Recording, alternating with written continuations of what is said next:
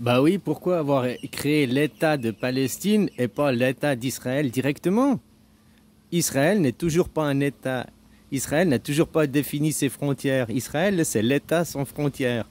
Et aujourd'hui, ils se battent pour pour l'État d'Israël, pour le Grand Israël, qui au fait, c'est les frontières de l'Ottoman, de l'Empire ottoman d'avant, quoi. Ils sont marrants, ces gens, hein, quand même, les incohérences qu'ils ont, quoi. Oui, dès que tu t'ouvres la question, poses la question comme ça, il y a 100 ans en arrière, avant la Première Guerre mondiale 14-18, là-bas, tout ça, c'était l'Empire ottoman. Ils ont divisé après une partie protectorat français et une partie protectorat britannique. Sauf la Palestine. Ils ont créé l'État de la Palestine à ce moment-là. Avant, il n'y avait pas l'État de la Palestine. Ça n'existait pas. C'est une région géographique. C'était pas reconnu comme un État. Et ça, ils l'ont fait en 1919-21, la Première Guerre mondiale. Mais cet État n'était pas reconnu internationalement.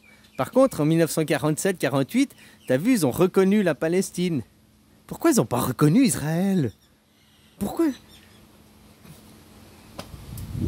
Tu vois, c'est comme si depuis 100 ans, c'était pour arriver aujourd'hui, pour avoir des ennemis, pour avoir des cibles, pour avoir des têtes de Turcs, pour parler, hein, des gens à pointer du doigt.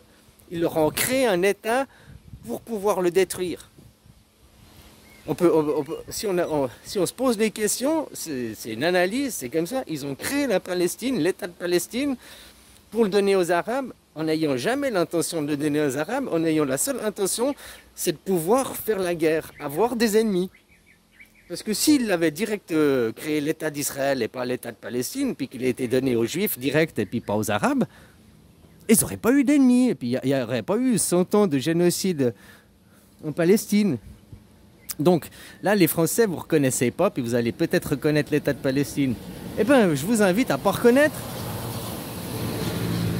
Maintenant, si tu te poses des questions comme ça, il ne faut pas reconnaître l'État de Palestine. Puisque ça veut dire que tu reconnais le génocide, tu reconnais qu'il faut créer un... Tu arrives à quelque part, il faut créer l'ennemi pour pouvoir le génocider derrière, pour pouvoir arriver, nous sommes les élus. Enfin, tout leur charia, quoi, tout leur blablabla. Leur projet messianique, machin et tout, quoi.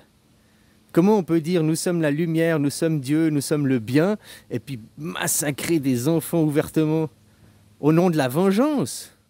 Mais Dieu, il t'a dit, pardonne. Ah, mais eux, son premier testament, tu vois. C'est pour ça que les Juifs, ils font la veille de Noël, ils font le 24 Noël. Puisqu'ils ne reconnaissent pas Jésus, ils ne font pas la fête le 25. Les chrétiens font la fête le 25. Les Juifs font la fête le 24 au soir. Ils attendent l'arrivée du Messie, ils sont prêts à faire la fête, ils sont prêts à l'accueillir, tu vois, c'est comme, ouais, il y a Nouvel An, on fait le réveillon, machin, puis à Nouvel An, le Messie, il arrive, c'est le 25, et merde, non, on le reconnaît pas, on le veut pas. Tandis que les chrétiens, eux, ils font la fête le 25, ils le reconnaissent. C'est exactement la même chose que samedi et dimanche. Les chrétiens, la seule fête chrétienne de congé, c'est le dimanche. Le jour de Dieu, le dimanche, le jour des chrétiens.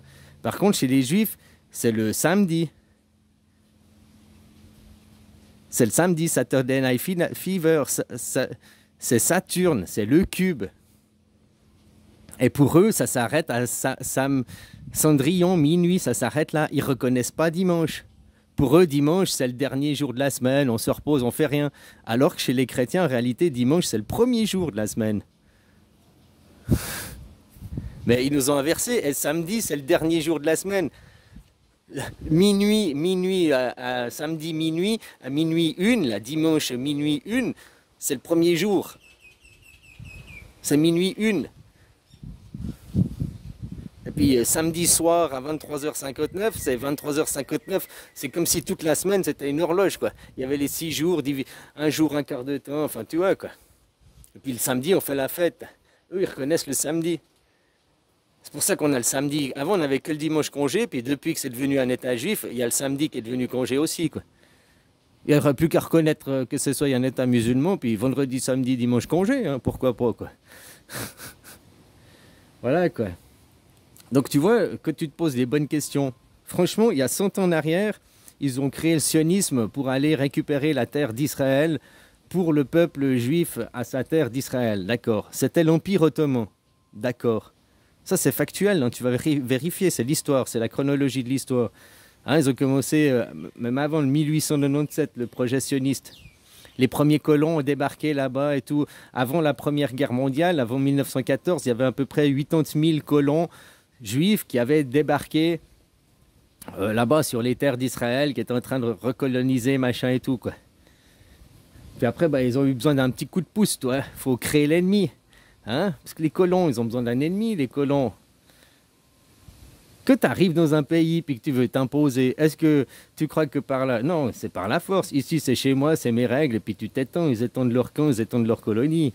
Tu vois? Donc, il faut créer l'ennemi.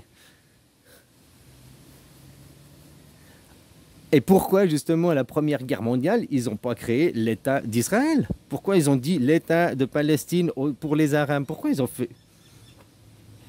Puis pourquoi ils ne l'ont pas mis sous le protectorat français ou le protectorat britannique? Ils ont laissé ça sous la mandature internationale. Le droit international, c'est derrière, c'est leur mascarade juive, puisque eux, ils n'ont pas d'État, ils sont sans frontières. Les Israéliens, c'est un État sans frontières, c'est un État... Donc pour eux, c'est la terre.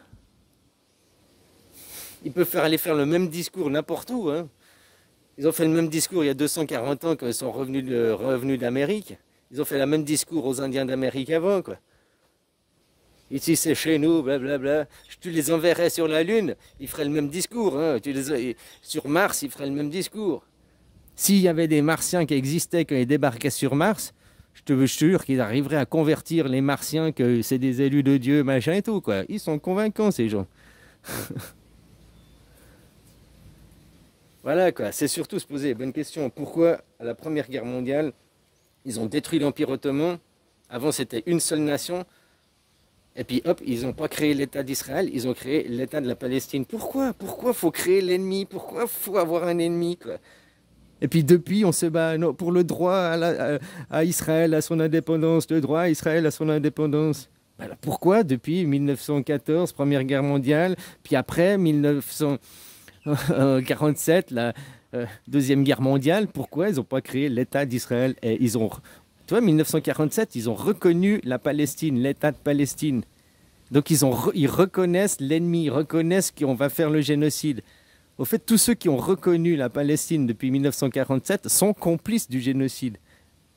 C'est pas ils sont contre le génocide parce qu'ils reconnaissent, non, ils sont complices de cette mascarade parce que les élites, eux, ils connaissent tous les tenants et aboutissants, quoi. Eux, ils savent tout ça. Pose-toi les vraies questions. Pourquoi? C'est comme si moi, maintenant, je te donne un autre exemple, je viens, je détruis la France. Je divise, il y a l'Empire français, la France. Je divise la France pour installer la Thaïlande. Mais que j'installe pas la Thaïlande, je te dis, non, il y aura les Bretons, il y aura les Bourgons, il y aura les machins. Je vous mets en département, en région, quoi. Hein? Ah, il y a les Bourgons, il y a les Bretons, il y a les Alsaciens, ouais, chacun indépendant. Puis moi, au milieu, je me bats pour le droit à l'indépendance de la Thaïlande. La Thaïlande a le droit de l'indépendance, c'est les terres thaïlandaises. Pourquoi, dès le début, alors, vu que la Première Guerre mondiale, c'était déjà pour la Thaïlande, c'était pour les Juifs, ils n'ont pas revendiqué puis mis une terre thaïlandaise? Pourquoi ils ont revendiqué les autres et puis depuis, ils font la guerre? C'est ce qui se passe en Israël. Pourquoi Première Guerre mondiale, Deuxième Guerre mondiale, même en 1967, pourquoi ils reconnaissent... Pourquoi il n'y a toujours pas d'État juif? C'est toujours un État sans frontières. Par contre, la Palestine est reconnue. Reconnaître la Palestine, c'est le droit légitime pour les Israéliens de faire la guerre. Ça leur donne des ennemis. Si on dit la Palestine, c'est un État juif, paf, paf, paf, ils n'ont plus d'ennemis. Si on dit la Palestine est un État juif et non pas un État arabe, ils n'ont plus d'ennemis. Ils n'ont plus d'ennemis, ils n'ont plus des Arabes à combattre.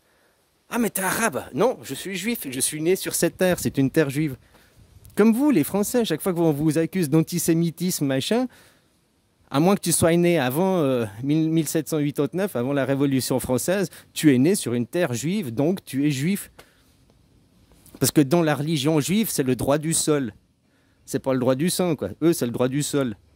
Ils revendiquent... Eux, c'est le droit du sol. Hein. En Israël, ils revendiquent le sol. Nous avons le droit, c'est notre sol, c'est notre sol. Ils revendiquent pas le sang, parce qu'autrement... hein? Donc tu vois, l'Amérique aussi, tous ces pays où tu nais, tu as le droit du sol. Par contre, nous, en Suisse, le droit du sol n'existe pas, quoi. Ah non, si tu n'es pas d'un parent étranger, même si tu as la quatrième, cinquième génération d'émigrés en Suisse, tu es toujours un étranger. À moins que un de tes enfants se naturalise et après tes petits-enfants, ou toi tu te naturalises, comme ça tes enfants seront suisses. Ou tu épouses une Suisse et tes enfants seront suisses. À moins que tu leur dis non, t'es algérien suisse, toi t'es un Algérien, t'es pas un Suisse, t'es un Algérien, ou un Français, pas un Suisse. Puis qu'à 18 ans, en Suisse, la double nationalité n'existe pas, tu dois choisir. Et puis qu'au lieu de choisir le passeport suisse, il choisirait le passeport algérien ou portugais ou j'en sais rien, il perdrait sa nationalité, effectivement. Mais même si tu nais, tu vois, ben voilà quoi. Alors eux, ils revendiquent le droit du sol. Bon, je crois que j'ai tout dit, blablabla. Pose-toi les bonnes questions. Pourquoi, depuis, ils redisent que les Palestiniens, c'est eux les personnes légitimes, ils reconnaissent l'État de Palestine, mais les Juifs, non, pour avoir des ennemis, pour avoir le droit de revendiquer, c'est notre sol, nous avons le droit du sol, et au nom du droit du sol, nous avons le droit à la barbarie, nous avons le droit à la colonisation. Alors que quand tu vas dans les trucs d'histoire, ils étaient accueillis. Au tout début, les premiers colons qui sont partis, quand il y a eu la création du mouvement sioniste, ils n'ont pas été de force. Hein. Ils ont pu venir, ils ont acquéri des terres, ils les ont achetées, ils se sont installés, ils étaient bienvenus. Il y avait un bon échange avec la population. Mais après, c'est les colons qui ont commencé à devenir violents face à ceux qui habitaient là. Qui c'est les vrais méchants, quoi? D'ailleurs, ils le disent, c'est vous les gentils. Hein.